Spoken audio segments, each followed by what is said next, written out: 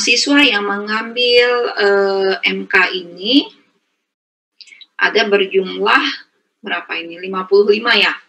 55 orang misalkan gitu ya. Terdiri dari 30 wanita dan 25 orang pria itu. Nah, ini misalkan berapa nih totalnya? 58. Ada 59 orang yang mengambil MK ini, MK POPI ini, dan diantaranya terdiri dari 30 orang wanita dan 29 orang pria, seperti itu. Nah, dari data tersebut bisa kalian olah menjadi informasi apa saja? Dari data tersebut terdiri 50 orang siswa, 30 wanita, 29 orang pria. Informasi apa yang dapat kalian berikan dari data tersebut? Jenis kelamin, Bu, berapa banyak? Jenis kelamin, contoh Aisyah, silahkan. Contohnya, Bu, kan tadi kan Ibu bilang dalam suatu kelas tuh ada 50 orang.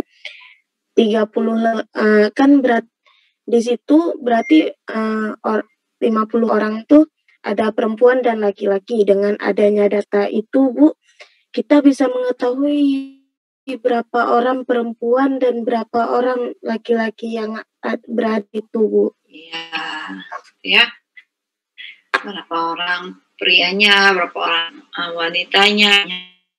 Oke, itu dari segi jenis kelamin mungkin yang Aisyah katakan. Yang lainnya dari data tersebut. Jadi dari satu data dasar saya, dari satu jenis data dasar, kita bisa menjadikan beberapa informasi, ya, dapat dikembangkan menjadi beberapa informasi. Nah, apa informasinya seperti apa yang lainnya selain daripada jenis kelamin? Jumlah mahasiswa yang mengambil MK itu, Bu. Ya, itu kan datanya ya, Nurullah ya. Kalau yang informasinya seperti apa kita kembangkan, Nurullah? Kesukaan apa ini ya? Bisa diambil informasi kalau misalnya yang perempuan lebih suka apa ya, makan, kalau yang laki-laki lebih suka main game gitu, Bu. Bisa, Bu, informasi kayak gitu? Ya, bisa. Itu kegemarannya berarti ya.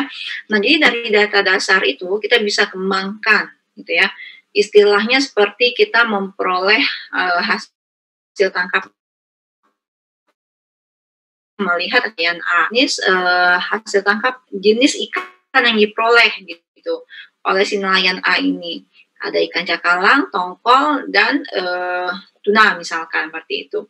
Nah, tongkol, cakalang, dan tuna. Itu 3 jenis ikan. Itu adalah data dasarnya. 3 jenis ikan dikembangkan, 3 jenis ikan ini. Kita buatlah tabel komposisi hasil tangkapannya. Dimulai dari apa?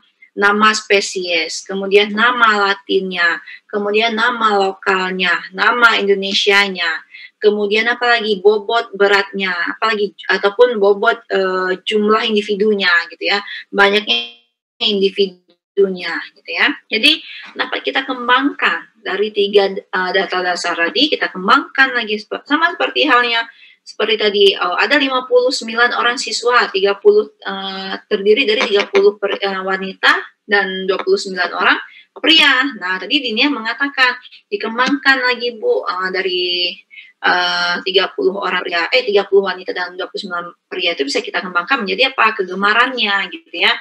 Kita buat penjelas, jadi ada informasi itu ada penjelas di dalamnya.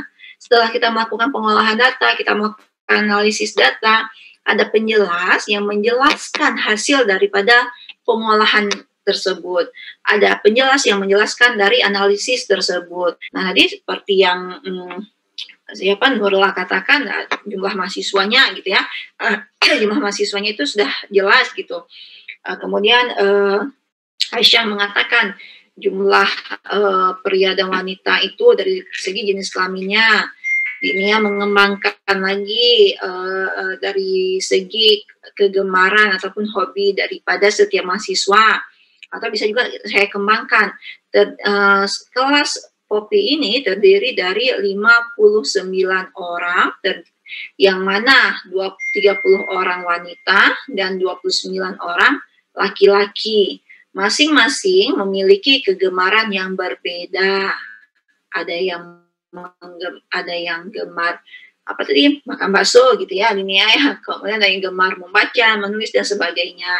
Nah, dari 30 wanita tersebut diketahui 15 diantaranya memiliki tinggi di atas 150 cm. Nah, misalkan seperti itu bisa dikembangkan lagi. Jadi dari satu data dasar bisa dikembangkan berbagai informasi di dalamnya. Nah, itulah perbedaan antara data dan informasi. Jadi data itu salah satu elemen penyusun informasi, gitu ya. Nah, jadi kita lihat aplikasi peramalan ya ataupun forecasting di bidang perikanan. Itu yang pertama, bisa merencanakan produksi dalam usaha penangkapan ikan. Dalam artian perencanaan produksi, merencanakan berapa banyak jumlah hasil tangkapan yang ditargetkan oleh nelayan, gitu ya. Nah, peramalan produksi ini berkaitan dengan apa? Meramalkan ketersediaan bahan bakunya, meramalkan banyaknya banyaknya biaya operasional yang dihabiskan, meramalkan persediaan ya, perbekalan yang akan digunakan selama melakukan fishing trip gitu. Perencanaan produksi dalam usaha perikanan tangkap.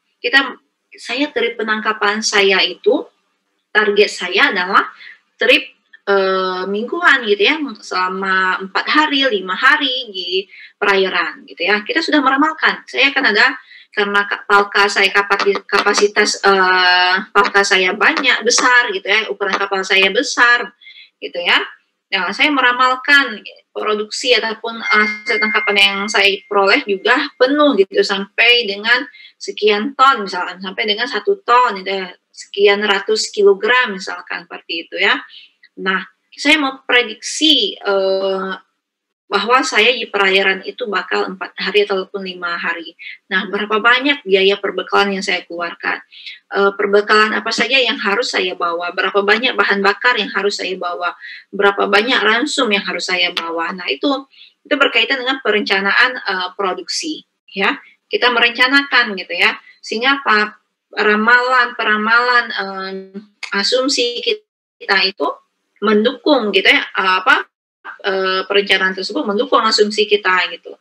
Jadi hal-hal yang berkaitan dengan praproduksinya itu mendukung kegiatan produksinya gitu ya, kegiatan produksi usaha penangkapannya.